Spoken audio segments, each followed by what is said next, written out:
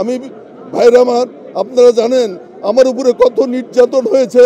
আমাকে রিমান্ডে নিয়ে কারেন্টের শক দিছে, চেয়ারে ঘুরেছে, আমাকে মারপিট করেছে। আমি অজ্ঞান হয়ে কোর্টের বারান্দায় পড়েছিলাম। প্রিয় বন্ধুরা আমার, সেই স্মৃতি আমি এখনো ভুলি নাই। আমার মা মৃত্যুবরণ করলো, সেই জানাজায় আমাকে যেতে দেওয়া হয় নাই। আমি জানাজায় যাওয়ার জন্য প্রস্তুত ছিলাম, পারমিশন হয়েছিল, কিন্তু সেই জানাজায় আমাকে যেতে দেওয়া হয় নাই।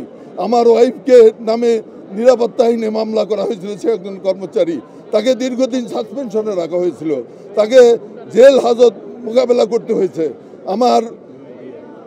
আমার বিগত 4 বছর 6 মাস কারাগারে আমার পরিবারের সাথে আমার দেখা করতে দেওয়া হয় নাই।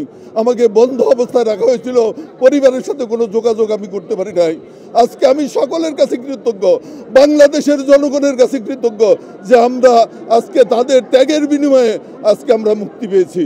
আমাদের নেতারা, কর্মীরা যেভাবে পরিশ্রম করেছে, এই ক্ষেত্র প্রস্তুত করেছে, এবং পরবর্তী টাইমে ছাত্ররা আন্দোলনের মাধ্যমে যে ফসল আমরা ঘরে তুলেছি, এই ফসলকে আমাদের টিকিয়ে রাখতে হবে।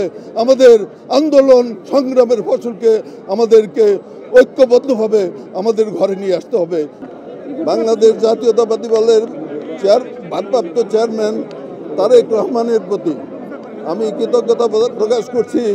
আজকে যার মাজারে আছি, আমাদের প্রিয় নেতা শহীদ রাষ্ট্রপতি জিয়াউর রহমানের কথা আজ বারবার মনে পড়ে। এই দলকে তিনি গড়ে তুলেছিলেন দেশের মানুষের জন্য, জনগণের জন্য। আমি তার প্রতি শ্রদ্ধা জ্ঞাপন করছি এবং তার বিদেহী আত্মার মাগফিরাত করছি। আল্লাহ, আমি শ্রদ্ধা নিবেদন করছি আগস্ট এবং জুলাই মাসে যে সমস্ত ছাত্ররা বাংলাদেশের জন্য, এই জাতির জন্য, আমাদের জন্য, জনগণের জন্য প্রাণ দিয়েছে, তাদের বিদেহী আত্মার মাগফিরাত করছি, তাদের বিদেহী আত্মার মাগফিরাত কামনা করছি, তাদের পরিবারবর্গের প্রতি সমবেদনা প্রকাশ করছি।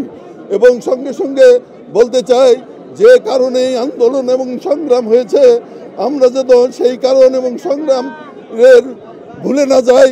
আমরা যেন আমাদের নেতা তারেক রহমানের নেতৃত্বে বাংলাদেশকে নতুনভাবে গড়ার যে স্বপ্ন, সেই স্বপ্ন আমরা বাস্তবায়ন করতে পারি, সেই দিকে আমাদের নজর রাখতে হবে। আমাদের ভুলে গেলে চলবে না। আওয়ামী লীগ যে কাজ করেছে, আমরা সেই কাজ করব না। আওয়ামী লীগের লোকরা যে সমস্ত অপকর্ম করেছে, আমরা সেই অপকর্ম করব না।